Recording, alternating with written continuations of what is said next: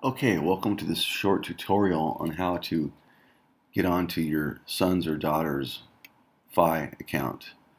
PHI is another name that we call for Moodle, which is an open source learning management system. Think of it as a smaller version of Blackboard or something that maybe you've used to get on and take online courses through a university. First, what you'd like to do is go to this address, which is phis.rchk.edu.hk. Once you go there, you should see our homepage that has several photographs, and you can go ahead and click on those.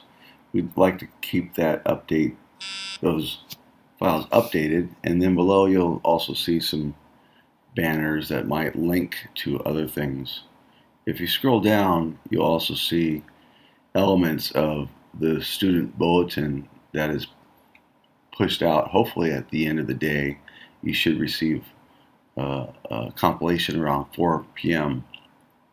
If you scroll down even further, you'll see an updated slideshow down here that we also like to keep updated. And also there should be our Google Calendar, which shows the daily events happening. Okay, and then on the very left, you'll see two buttons, one for the library, for the lurk, and the other one is you're going to see a black kites. Okay, now how do you get on? If you go scroll back up, you should see a login button, and go ahead and click on there. You should have received a button, an email that has your username and password. And at this part, just go ahead and plug that in, and we'll go ahead and log in. Okay, once you successfully logged in, you should see something up here that indicates that you are the parent of your student or of your child logged in.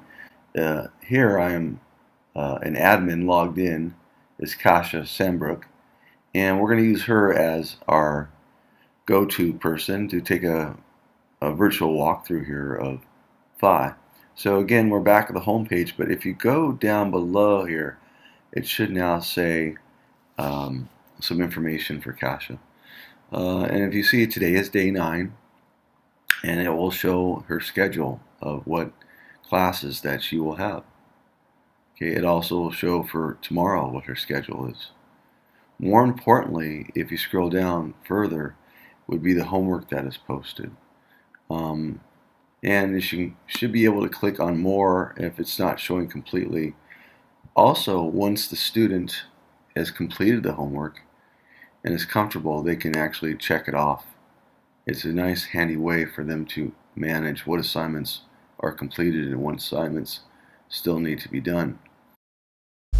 Homework will only appear for your son or daughter's homepage. So when they log in, they will see the assignments that the teachers have posted.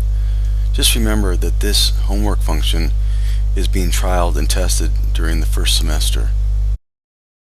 So now that we're there, you might want to take a browse some of the courses that your child is taking. You would go up here underneath courses. Now, underneath, you would probably go to view all courses. Now, your child might not be set up in a particular course. More likely that he or she is. And if you just see many courses, you might want to ask your child which courses that they're taking. But for now, let's go ahead and just take a browse at some of the English classes to get an idea of what a course looks like. So let's go to English 9A.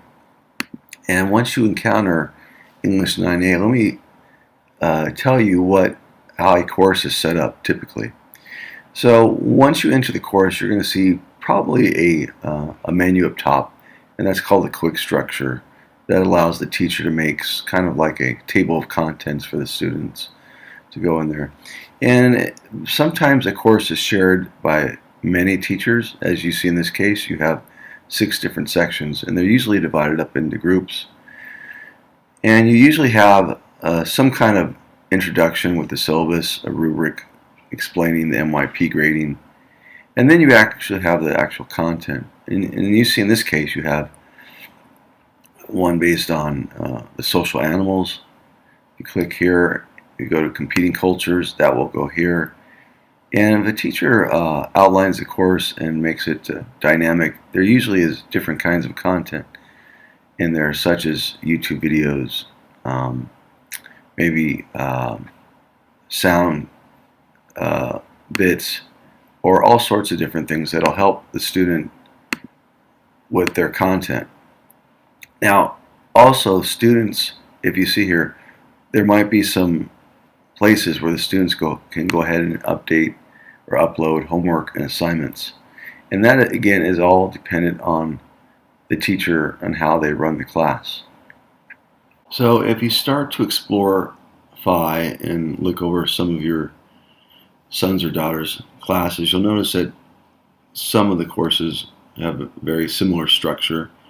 If we go into individuals and societies, which replaced humanities, they all basically have a quick structure, and they all basically have plans set up. It could be Word documents, and usually some videos, which allows students to do work at home or examine some of the content, which gives an advantage to the course, so that when the students arrive, the teacher can go ahead and answer questions and spend more one-on-one time with that student. It is up to the parent to maybe have a contact with the teacher or not if the teacher does not have content in PHI, which means that they might have content posted otherwhere, such in Google Docs or Google Classroom.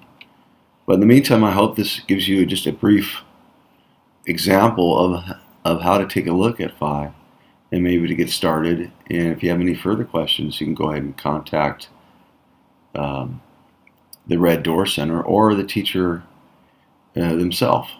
So I hope this was helpful. Thank you.